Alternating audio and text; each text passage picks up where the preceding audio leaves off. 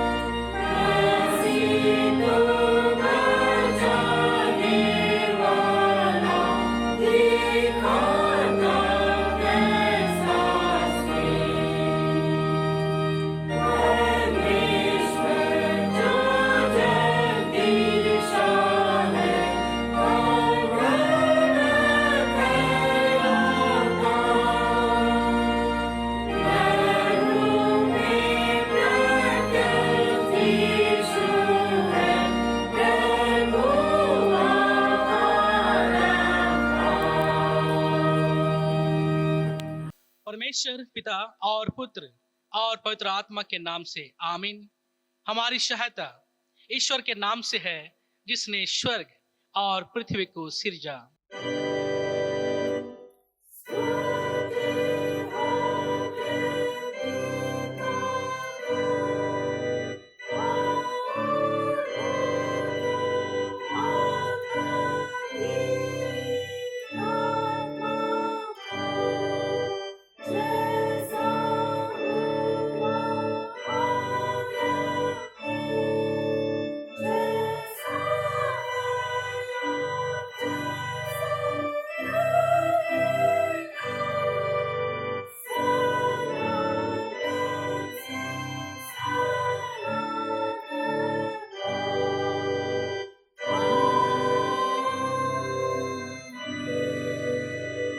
हम ईश्वर के सामने अपने पापों को दीनताई से मान लें।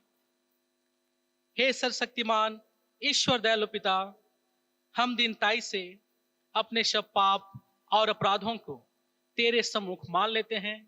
तू अपने प्रिय पुत्र हमारे प्रभु यीशु ख्रीस्त के कारण हम पर दया दृष्टि कर और हमारे सब पापों को क्षमा कर।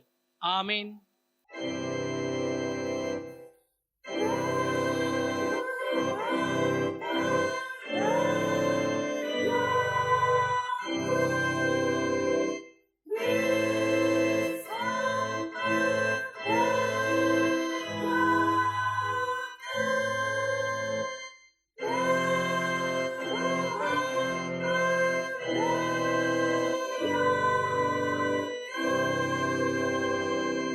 शांति का वचन सुने। ईश्वर के पुत्र यीशु का लहू हमें सब पापों से शुद्ध करता है। यदि हम कहें कि हम में कुछ पाप नहीं, तो अपने को धोखा देते हैं और सच्चाई हम में नहीं है। यदि हम अपने पापों को मान लें, तो वह हमारे पापों को क्षमा करने को और हमें सब अधर्म से दूर करने को विश्वास योग्य और धर्मी है। यूहन्ना 1:7-9।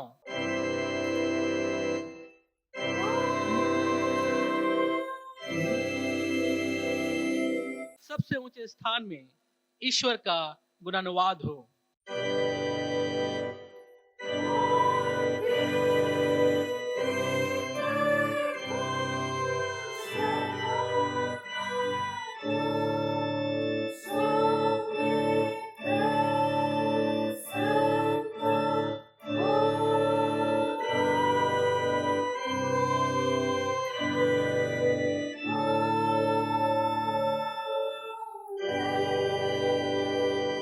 प्रभु तुम्हारे संग हो।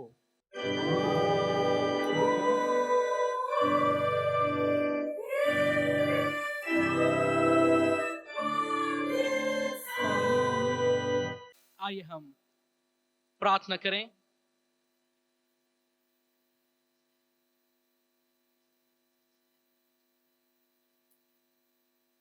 हे प्रिय प्रभु स्वर्गवासी पिता, हम तेरा धन्यवाद करते हैं कि तू अपनी कृपा से हमारा विनाश नहीं चाहता है, परंतु कि हम अपना मन तेरी ओर फिराएं और बच जाएं।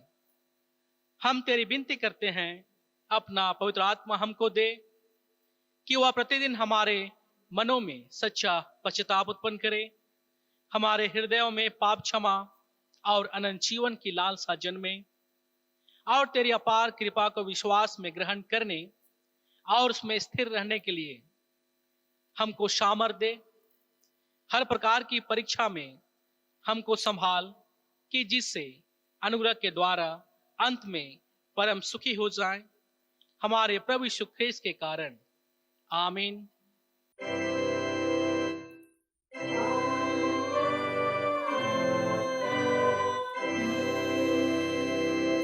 आइए हम आज के लिए पहला पाठ वचन सुने, जो हमें मिलता है प्रेरितों के काम अध्याय संख्या 4 और पद संख्या 1-12। प्रेरितों के काम अध्याय संख्या 4 और पद संख्या 1-12। परमेश्वर का वचन यहाँ इस प्रकार से लिखा हुआ है। जब वे लोगों से यह कह रहे थे, तो याजक और मंदिर के सरदार और सदूकी उन पर चढ़ आए, क्योंकि वे बहुत क्रोधित हुए कि वे लोगों को सिखाते थे और यीशु का उदाहरण दे देकर मरे हुओं की जी उठने का प्रचार करते थे। उन्होंने उन्हें पकड़कर दूसरे दिन तक हवालात में रखा, क्योंकि संध्या हो गई थी। परंतु वचन के सुनने वालों में से बहुतों ने विश्वास किया और उनकी गिनती 5,000 पुरुषों के लगभग हो गई। दूसरे दिन ऐसा हुआ कि उनके सरदार और पुरनिये और शास्त्री और महायाजक हन्ना और कैफा और यूहन्ना और सिकंदर और जितने महायाजक के घराने के थे, सब यरूशलेम में इकट्ठे हुए। वे उन्हें बीच में खड़ा करके पूछने लगे कि तुमने यह काम किस सामर्थ्य से और किस नाम से किया है? तब पतरस ने पवित्र आत्मा से परिपूर्ण होकर उनसे कहा, हे लोगों के सरदारों और पुरनियों, इस दुर्बल मनुष्य के साथ जो भलाई की गई है, यदि आज हमसे उसके विषय में पूछताछ की जाती है कि वह कैसे अच्छा हुआ, तो तुम सब और सारे इस्राएली लोग जान ले कि यीशु मसीह नासरी के नाम से, जिसे तुमने क्रूस पर चढ़ाया और परमेश्वर ने मरे हुओं में से जिलाया, यह मनुष्य तुम्हारे सामने भला चंगा खड़ा है। यह वही पत्थर है जिसे तुम राजमिस्त्रियों ने तुच्छ जाना और वह कोने के सिरे का पत्थर हो गया। किसी दूसरे के द्वारा उद्धार नहीं, क्योंकि ईश्वर के नीचे मनुष्यों में और कोई दूसरा नाम नहीं दिया गया जिसके द्वारा हम उद्धार पा सके। यहां तक आमीन। तेरा धन्यवाद हो हे ख्रिस्त यीशु। हालेलुया।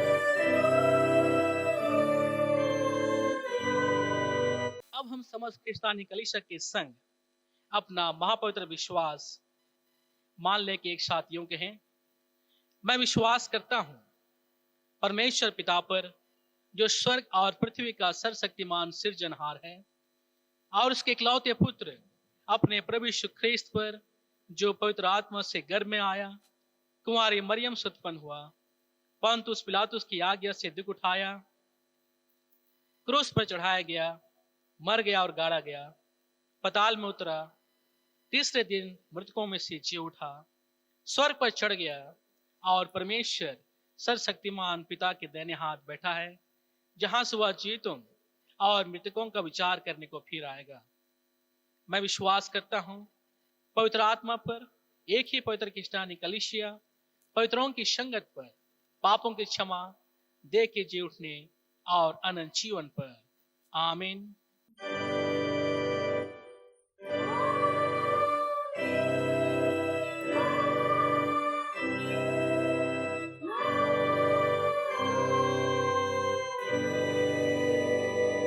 आइए हम आराधना के क्रम में दूसरा गीत गाएंगे, साक्ष्यवाणी गीत संख्या 124। साक्ष्यवाणी गीत संख्या 124।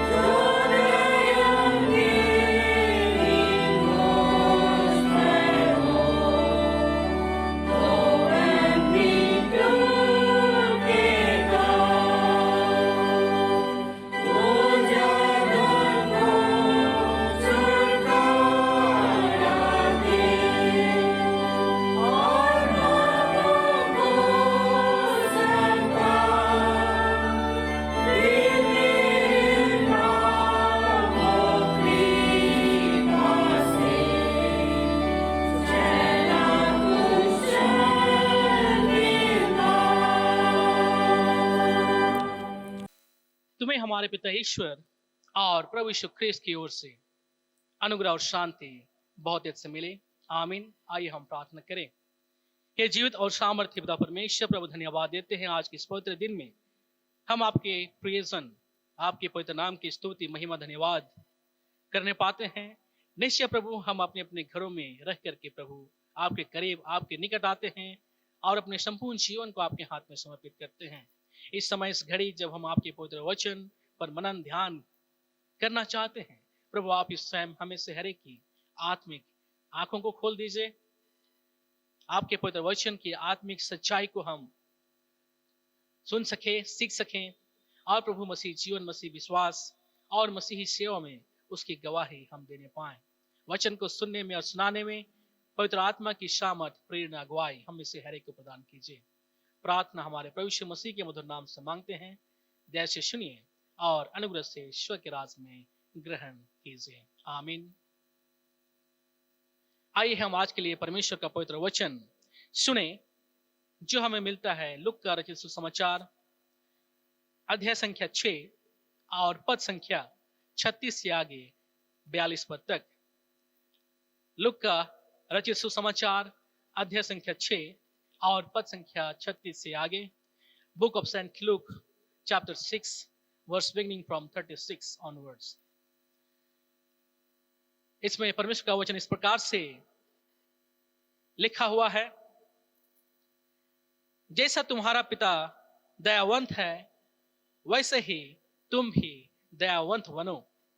दोष मत लगाओ तो तुम पर भी दोष नहीं लगाया जाएगा, दोषी ना ठहराओ तो तुम भी दोषी नहीं ठहराए जाओगे।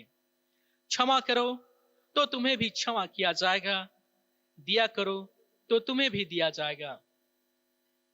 लोग पूरा नाप दबा दबाकर और हिला हिलाकर और उभरता हुआ तुम्हारी गोद में डालेंगे, क्योंकि जिस नाप से तुम नापते हो उसी से तुम्हारे लिए भी नापा जाएगा। फिर उसने उनसे एक दृष्टांत कहा, क्या अंधा अंधे को मार्ग बता सकता है? क्या दोनों गड्ढे में नहीं गिरेंगे? चेला अपने गुरु से बड़ा नहीं, परंतु जो कोई सिद्ध होगा वह अपने गुरु के समान होगा।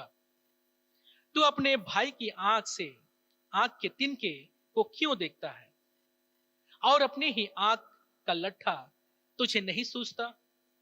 जब तू अपने ही आंख का लट्ठा नहीं देखता तो अपने भाई से कैसे कह सकता है, हे भाई ठहर जा, तेरे आंख से तिनके को निकाल दूं? हे कपटी, पहले अपनी आंख से लट्ठा निकाल, तब जो तिनके तेरे भाई की आंख में है उसे भली भांति देखकर निकाल सकेगा। यहां तक। आमीन।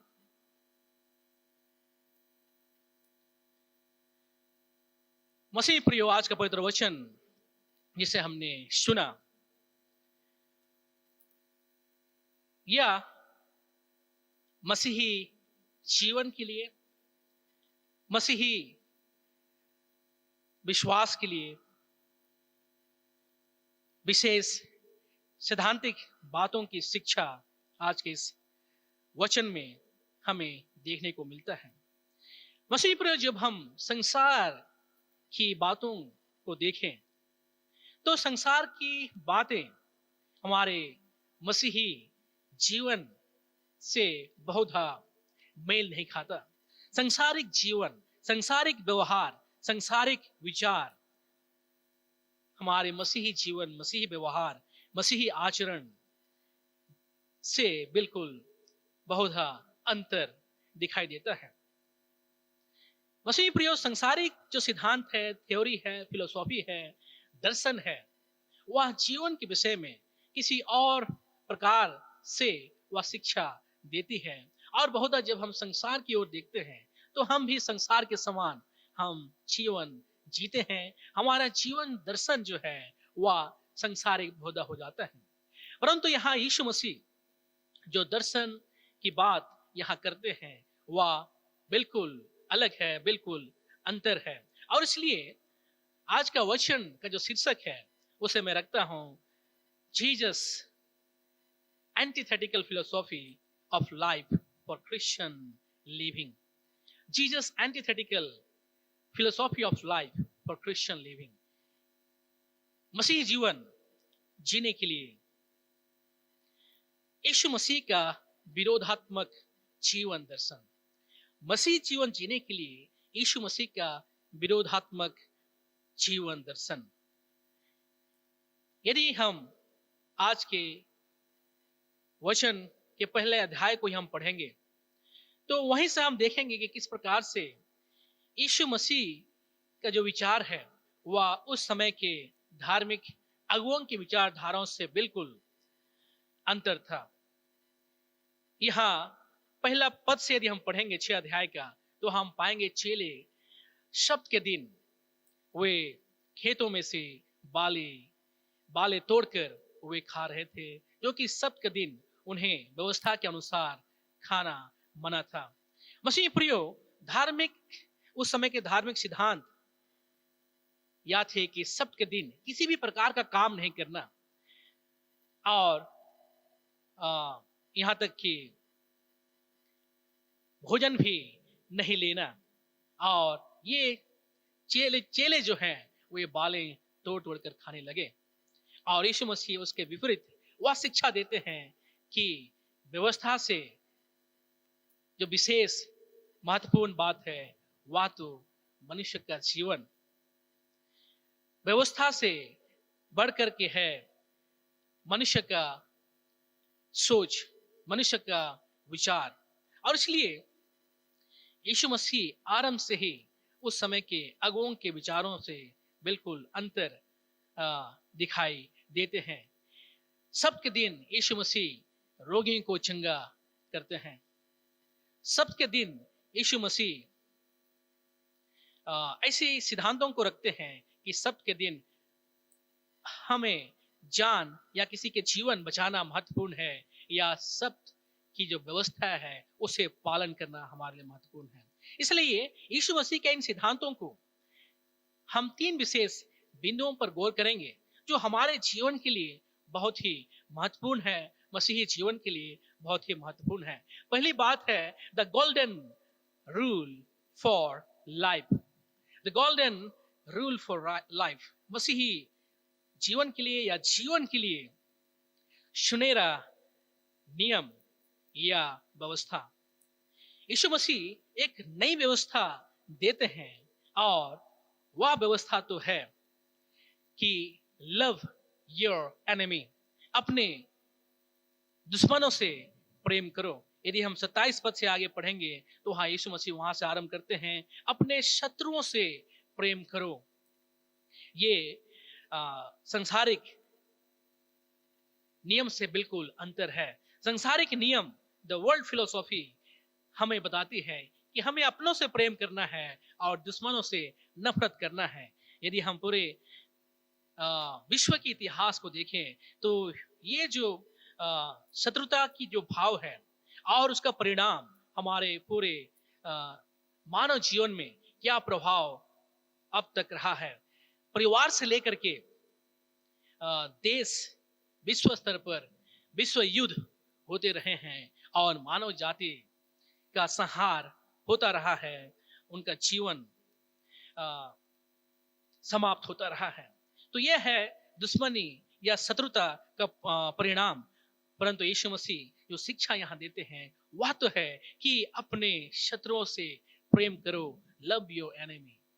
यह वचन निश्चय बहुत ही कठिन जान पड़ता है। जब मैं इस वचन पर मनन किया तो मुझे लगा कि यह वचन निश्चय यह बहुत ही कठिन है कि हम इन सिद्धांतों के अनुसार हम चल पाए।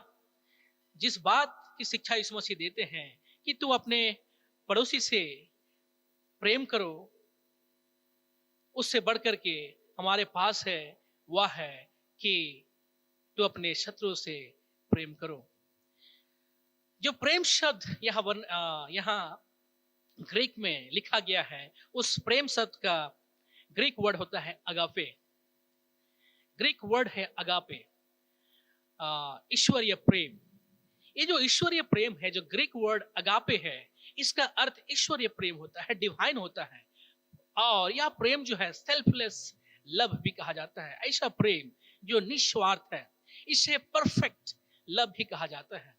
ग्रीक में तीन विशेष शब्द प्रेम के लिए इस्तेमाल किया जाता है। अगापे ईश्वरीय प्रेम है। इरोस, ये पति पत्नी के बीच का जो प्रेम है इसे इरोस प्रेम कहा जाता है। उसी प्रकार से फिलोस, जो अपने करीबी हैं, अपने भाई बंधु हैं, मित्र हैं, उनके साथ जो हमारा प्रेम का संबंध है उसे कहा जाता है फिलोस। तो तीन विशेष ग्रीक शब्दों का प्रयोग किया जाता है प्रेम के लिए। लेकिन यहाँ जो अपने शत्रुओं से प्रेम करो के लिए जो वर्ड है वह है अगापे। क्यों यहाँ अगापे शब्द का प्रयोग किया गया है?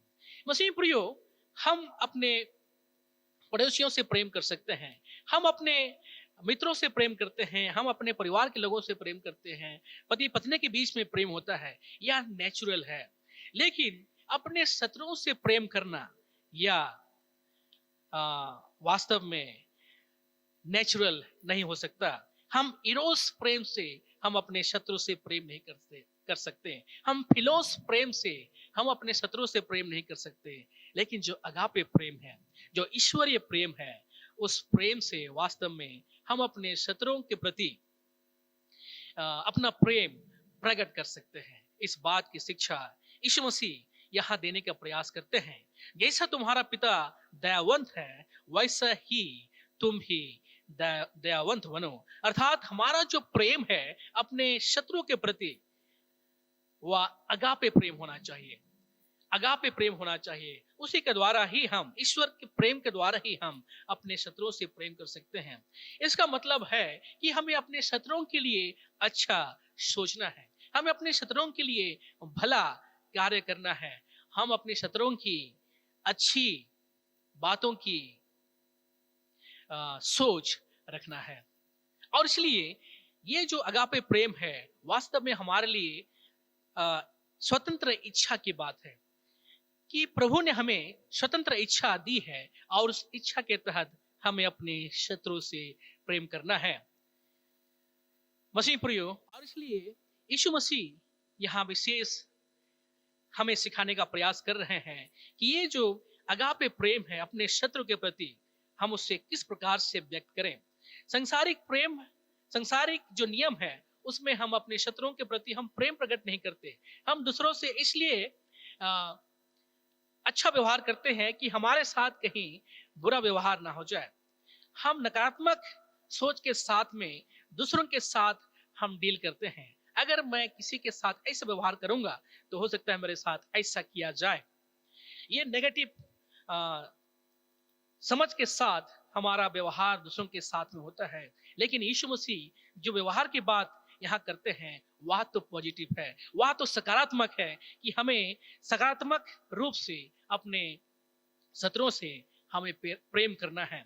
और इसलिए महत्वपूर्ण या नहीं कि हम अपने शत्रुओं से कैसा बुरा व्यवहार नहीं करते, हम अपने शत्रुओं से क्या क्या बुरा व्यवहार नहीं करते, यह महत्वपूर्ण नहीं है। लेकिन यह महत्वपूर्ण है कि हम अपने शत्रुओं से कितना अच्छा व्यवहार करते हैं। या तो वास्तव में व्यवहारिक बात की ओर इंगित करता है। और इसलिए हम जो मसीही लोग हैं, हम मसीही जीवन में हम कुछ एक्स्ट्रा करते हैं, हम कुछ हट करके करते हैं। और इसलिए कहा जाता है कि मसीहियों का जीवन गैर मसीहियों से बिल्कुल अंतर है, कुछ बढ़ करके है, हम कुछ एक्स्ट्रा काम हम करते हैं। और इसलिए यीशु मसीह ने कहा कि यदि हम अपने पड़ोसियों से ही प्रेम करेंगे तो कौन सी बड़ी बात है। ये तो शत्रु भी अपने मित्रों से प्रेम करते हैं, अपने पड़ोसियों से प्रेम करते हैं। लेकिन हमारे लिए चुनौती है कि हम उससे बढ़ करके कार्य करें, हम अपने शत्रुओं के प्रति एक्स्ट्रा प्रेम प्रकट करें। दूसरी बात है the golden teacher for life. जीवन के लिए एक सुनहरा शिक्षक की आवश्यकता है। हम अपने जीवन में किसी ना किसी को आदर्श मानते हैं, हम अपने व्यवहार में किसी ना किसी को आदर्श मानते हैं और उसके अनुसार हम अपना व्यवहार को दूसरों के प्रति प्रकट करते हैं। हमारे जीवन में कोई ना कोई शिक्षक जरूर होता है। बिना शिक्षक के हम अपना जीवन नहीं जीते। आज जब हम अपने जीवन में कई प्रकार के लोगों को देखते हैं, हीरोज को देखते हैं, हीरोइंस को देखते हैं, महान लोगों को देखते हैं, तो हम उन्हें फॉलो करते हैं, उन्हें अनुसरण करते हैं। लेकिन यीशु मसीह यहां जो शिक्षा दे रहे हैं वह है कि चेला अपने गुरु से बड़ा नहीं हो सकता, चेला अपने गुरु से बड़ा नहीं हो सकता, परंतु हाँ, चेला जो है अपने गुरु के समान हो सकता है। यहां कहने का मतलब यह है कि शिक्षक वास्तव में केवल एक ही है, शिक्षक एक ही है और वह तो पिता है। शिक्षक एक ही है और वह तो प्रभु ही है। और संसार में जितने भी शिक्षक हैं वे उस शिक्षक से बड़े नहीं हो सकते। और इसलिए हमें अपने जीवन में एक ही शिक्षक की बातों को हमें ध्यान देने की आवश्यकता है। एक ही शिक्षक की बातों को हमें ध्यान देने की आवश्यकता है और वह तो हमारा प्रभु है। जो शिक्षा यीशु मसीह हमें देते हैं उन शिक्षाओं को हमें मानने की आवश्यकता है, क्योंकि हम उन बातों को नहीं सिखा सकते जिन बातों को हम नहीं जानते। एक शिक्षक उन बातों को नहीं सिखा सकता जिन बातों को वह स्वयं ना जानता हो। और यहाँ जो शिक्षक है वह तो यीशु मसीह है। यीशु मसीह एक उदाहरण भी देते हैं, हास्यात्मक उदाहरण देते हैं, और वह है कि कोई भाई दूसरे भाई के आंख से तिनका नहीं निकाल सकता, इसलिए कि उनके आंख में ही लट्ठा है। जब तक एक भाई के आंख में स्वयं लट्ठा हो वह दूसरे भाई की आंख से तिनका नहीं निकाल सकता। इसका मतलब यह है कि हम संसारिक मनुष्य होकर के कोई सिद्ध नहीं है, कोई परफेक्ट नहीं है, और उस यीशु मसीह रूपी शिक्षक के सामने हम सभी कोई तुच्छ है, नगण्य है। और इसलिए हम दूसरों की गलतियों को हम देखने वाले कौन होते हैं, दूसरों की कमियों को हम देखने वाले कौन होते हैं, दूसरों को सिखाने वाले हम कौन होते हैं। वास्तव में जो सही शिक्षक है वह तो प्रभु यीशु मसीह ही है।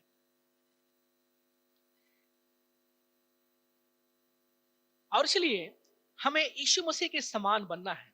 हम यीशु मसीह का जगह नहीं ले सकते।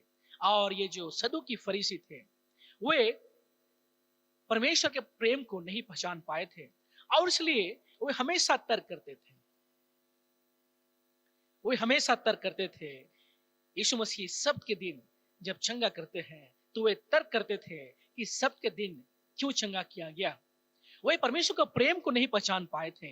वे शिक्षक जरूर थे मगर परमेश्वर की बातों को, परमेश्वर का ज्ञान उन्हें प्राप्त नहीं था।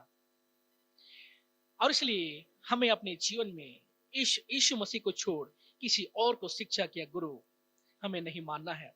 तीसरी बात है the golden pedagogy for life,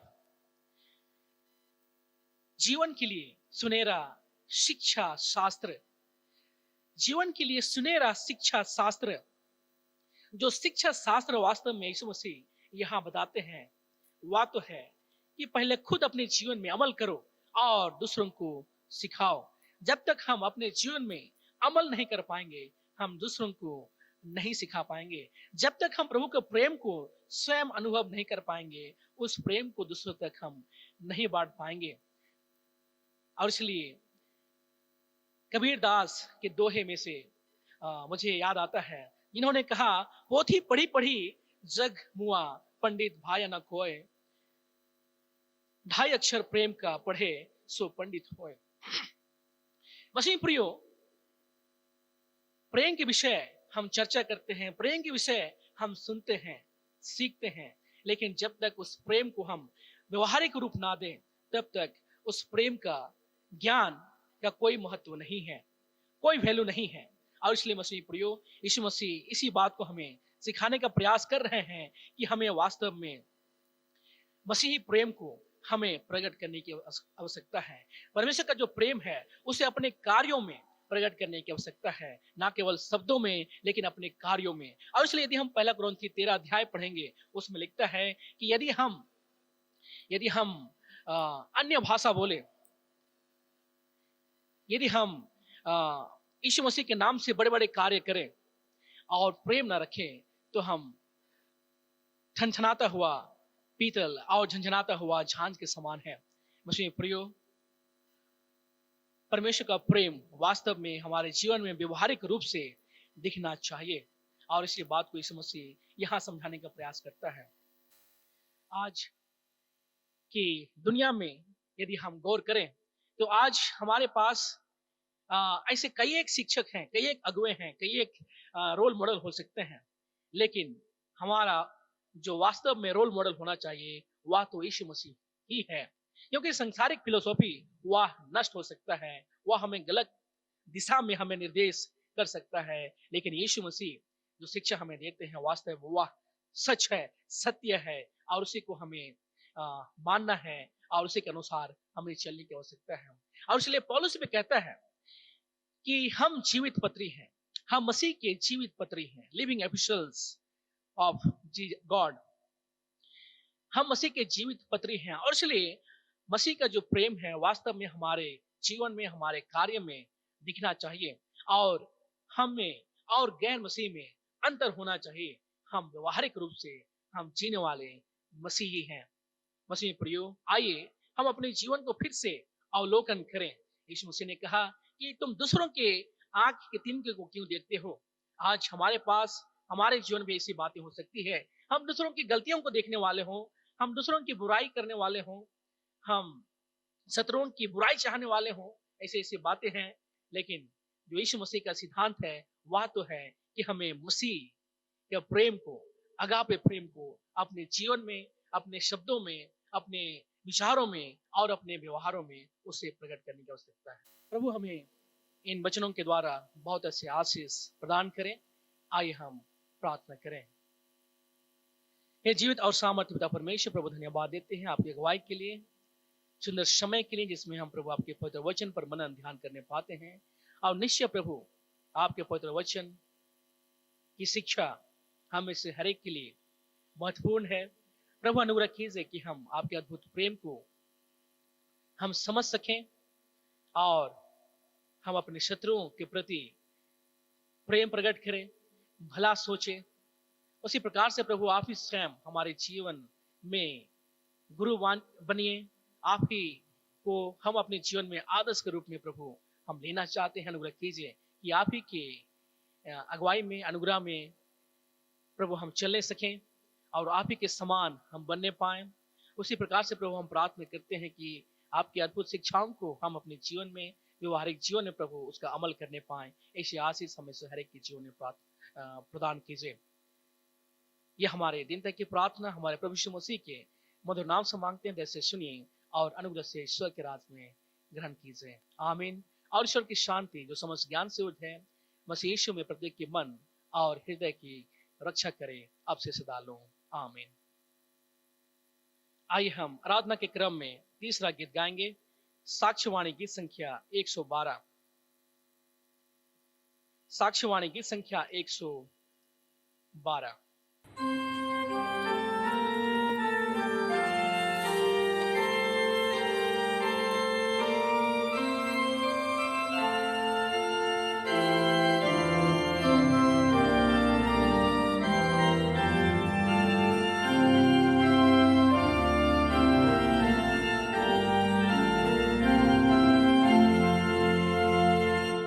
जैसे पापी दूर जा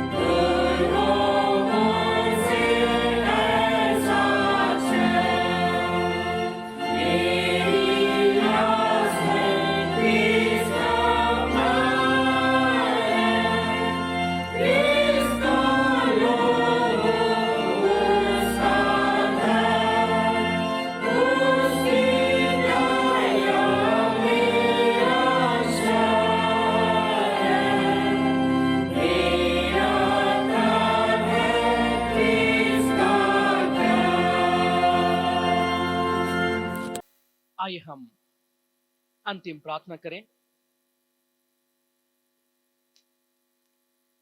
हे जीवित और सामर्थ्य पिता परमेश्वर प्रभु, फिर से हम आपके करीब आते हैं, आपके निकट आते हैं और पूरे डिम्डी मंडली के सभी विश्वासियों के संग होकर के प्रभु अपने जीवन को आपके हाथ में फिर से समर्पित करते हैं।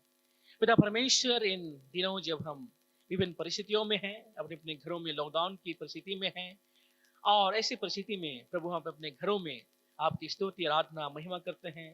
प्रभु धन्यवाद देते हैं, आपकी उपस्थिति हम में से हर एक के संग है। आपकी अगुवाई, अनुग्रह, सुरक्षा हम में से हर एक के जीवन में होने सके कि इन दिनों जब हम ऐसी परिस्थिति में हैं तो प्रभु हर प्रकार के खतरों से प्रभु हम बचे रहें, सुरक्षित रहें। आओ प्रभु हम आप ही की महिमा में, आप ही की सेवा में अपने जीवन को फिर से समर्पित करने सकें।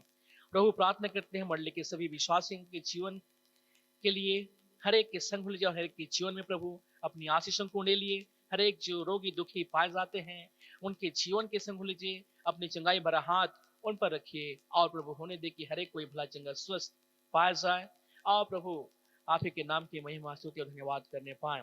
हाँ प्रभु प्रार्थना करते हैं हर एक जो विभिन्न रूप से अपने अपने कामों में व्यस्त हैं, हर एक के कामों में प्रभु आपकी अगुवाई और आशीष होने सके। हर एक कोई अपने कामों को भली बातें करने पाए और प्रभु अपनी जीविका में प्रभु आगे बढ़ने सकें और आप ही के नाम की महिमा करने पाए। प्रभु प्रार्थना करते हैं आने वाले दिनों के लिए, प्रार्थना करते हैं प्रभु अनुग्रह कीजिए कि समय की पूर्णता में या लॉकडाउन की स्थिति समाप्त होने सके, कोरोना बीमारी कम होने पाए और प्रभु हम फिर से आपकी आराधनालय में आने सके और मसीही संगति के साथ में प्रभु आपकी स्तुति महिमा धन्यवाद करने पाए। मंडली के जीवन में, कलीसिया के जीवन में हो लीजिए और हर एक आत्मिक और लौकिक आशीष प्रदान कीजिए। प्रभु पूरे कलीसिया के लिए प्रार्थना करते हैं, पूरे कलीसियाई जीवन में हो लीजिए, कलीसियाई सभा, सेंट्रल काउंसिल और हर एक संस्थाओं के संग हो लीजिए प्रभु और अनुग्रह कीजिए कि हर एक संस्थाएं, कलीसिया के हर एक यूनिट प्रभु आप ही के नाम की महिमा के लिए प्रभु आगे बढ़ने सकें और हर एक जो समस्याएं हैं, परेशानियां हैं, तमाम बातें प्रभु दूर होने पाए और पूरे कलीसिया मिलकर के आप ही की सेवा में, महिमा में हम आगे बढ़ने सकें। प्रभु हर एक बातों को प्रभु आपके हाथ में समर्पित करते हैं और यह हमारे दिन तक की प्रार्थना हमारे प्रभु यीशु मसीह के मधुर नाम से मांगते हैं। दया सुनिए और अनुग्रह से ईश्वर के राज में ग्रहण कीजिए, आमीन। आइए हम प्रभु की प्रार्थना एक साथ कहें। हे हमारे पिता, तू जो स्वर्ग में है, तेरा नाम पवित्र किया जाए, तेरा राज आए, तेरी इच्छा जैसे स्वर्ग में वैसे ही पृथ्वी पर भी हो। हमारे प्रतिदिन की रोटी आज हमको दे और हमारे अपराधों को क्षमा कर जैसे हम भी अपने अपराधियों को क्षमा करते हैं, और हमको परीक्षा में मत डाल परंतु बुराई से छुड़ा, क्योंकि राज और पराक्रम और महत्व सदा तेरे ही हैं, आमीन।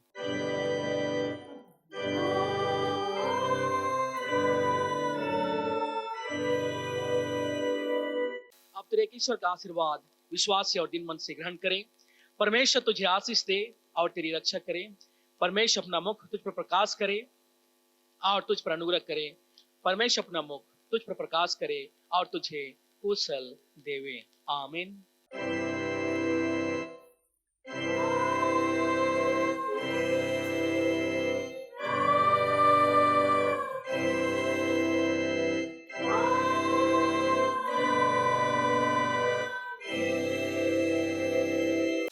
यीशु सहाय।